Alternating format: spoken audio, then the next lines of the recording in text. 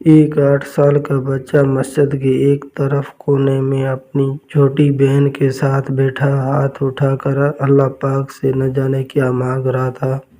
کپڑوں میں پیوند لگا تھا مگر نہایت صاف تھے۔ اس کے ننھے سے گال آنسوؤں سے بھیگ چکے تھے۔ بہت سے لوگ اس کی طرف متوجہ تھے اور وہ بالکل بے خبر اللہ پاک سے باتوں میں لگا ہوا تھا۔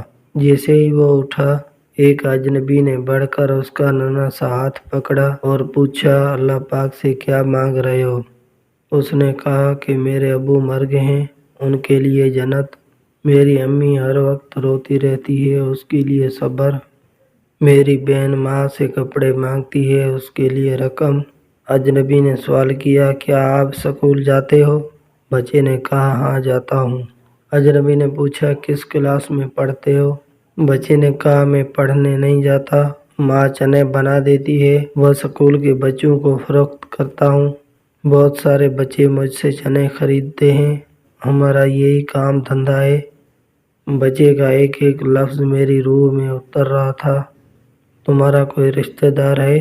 اجنبی نہ چاہتے ہوئے بھی بچے سے پوچھ بیٹھا۔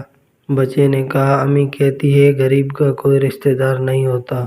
امی کبھی جھوٹ نہیں بولتی، لیکن انکل جب ہم کھانا کھا رہے ہوتے ہیں اور میں کہتا ہوں امی آپ بھی کھانا کھاؤ تو وہ کہتی ہے میں نے کھا لیا ہے، اس وقت لگتا ہے وہ جھوٹ بول رہی ہے۔ اجنبی نے کہا، بیٹا اگر گھر کا خرچ مل جائے تو تم پڑھو گے؟ بچہ بولا، بالکل نہیں، کیونکہ تعلیم حاصل کرنے والے غریبوں سے نفرت کرتے ہیں۔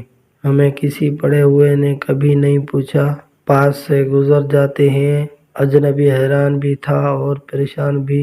پھر اس بچے نے کہا کہ ہر روز مسجد میں آتا ہوں، کبھی کسی نے نہیں پوچھا۔ یہاں تمام آنے والے میرے والد کو جانتے تھے مگر ہمیں کوئی نہیں جانتا۔ بچہ زور زور سے رونے لگا۔ انکل جب باپ مر جاتا ہے تو سب اجنبی بن جاتے ہیں۔ میرے پاس بچے کے سوالوں کا کوئی جواب نہیں تھا۔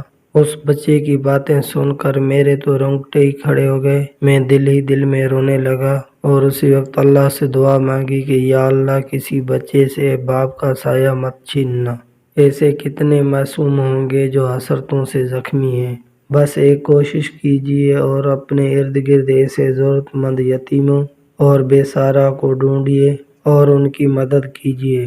مدرسوں اور مسجدوں میں سیمنٹ یا اناج کی بوری دینے سے پہلے اپنے آس پاس کسی غریب کو دیکھ لیں، شاید اس کو آٹے کی بوری کی زیادہ ضرورت ہو۔ تصویر یا ویڈیو بھیجنے کی جگہ یہ میسیج کم از کم 1 یا 2 گروپ میں ضرور شیئر کریں۔